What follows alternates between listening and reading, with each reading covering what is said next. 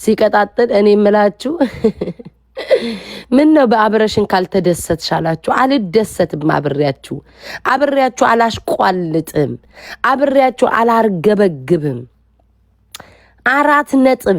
አብሬያችሁ አላፈነድድም፣ አላጎበድድም። ቤታ ፈርታ ነው ፈሪ ለእናቱ የስ ፈርቼ ነው። ቤታ ምን ነው ጸጥ አለች? ፈርታ ነው። ቤታ የፈሪ ልጅ ናት። ፈርታ ጸጥ ብላለች። አለቀ።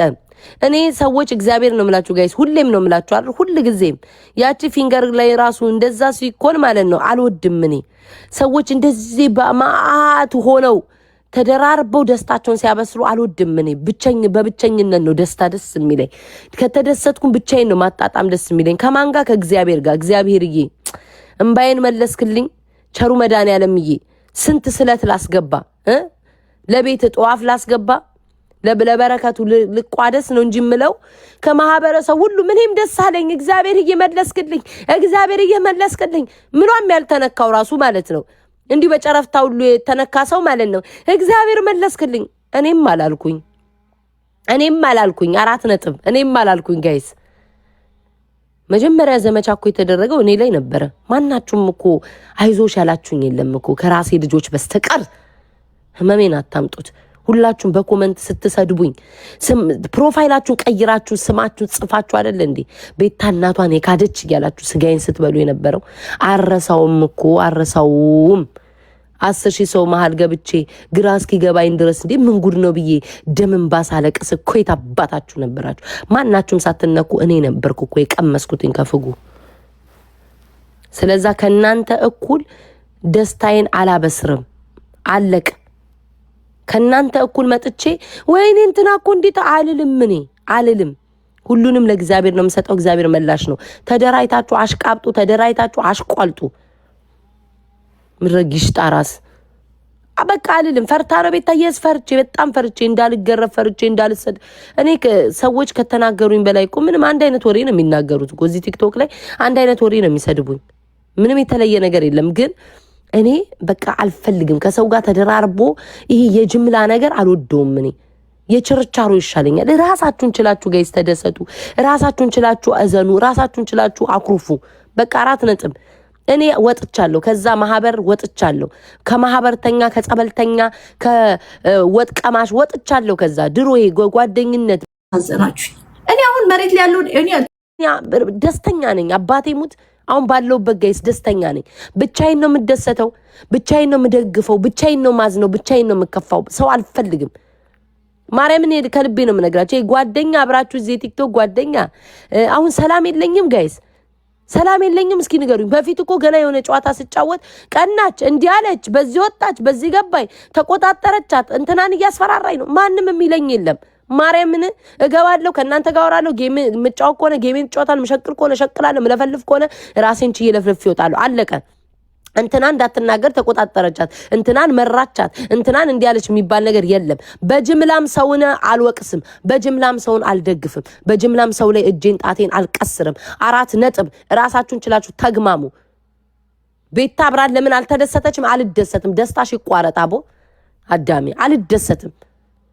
ሁልሽም በጅምላ ተቀጣቀጭ። የኔ ደስታ እግዚአብሔር ነው መላሽ። 4 ነጥብ።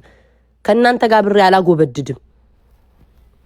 ሄለን እንዲህ ተባለች አብረን እናጨብጭብ። አላጨበጭብም። እኔ አላጨበጭብም። ደስታዬንም ሐዘኔንም ፍላጎቴንም በውስጤ ነው የማደርገው። ከእግዚአብሔር ጋር ነው የምመላለሰው። አደባባይ ላይ ወጥቼ ከማናችሁም ጋር ብሬ አላሽቃብጥም። አብሬ ገስት ላይ እየገባው አላንጓጥጥም። ከናንተ በላይ ተሰደብኩት እኔ ነኝ። ማርያምን ከናንተ በላይ ዱላውን የቀመስኩት እኔ ነኝ፣ እናንተ አይደላችሁ። እኔ ነኝ ዱላውን የቀመስኩትኝ። ኦኬ። ለመጀመሪያ ጊዜ ሄለን አረሳውም እኔ ላይ ነው አባቴንም የእናቷንም ብላ ያመጣችሁ በህይወቴ አይቼ የማላውቀውን ነገር። ስለዛ ጨረፍታው የነካችሁ ሁሉ እየተነሳችሁ አብራን ቤታ ለምን ዝም አለች? አብራን ደስታዋን አታሳይም? እንዴ አላሳይም። በጅምላ የሚመጣ ነገር አልቀበልም እኔ በቃ 4 ነጥብ። ጨርሻለሁ። ማርያምን ጋይስ እኔ አልፈልግም የጅምላ ነገር። እንኳን እሷን አይደለም ፊንገር 1 አመት ሙሉ እኮ ሰድባይ ነው አይደል እንዴ እነ ጆርዲ ምናምን ጊዜ ተደራርበው ሲመጡ የተናገሩ። አልወድም እኔ እንደዛ አይነት ነገር አልፈልግም። እጄን መክተት አልፈልግም። ፈርታም ነው ካላችሁ ፈራለሁ።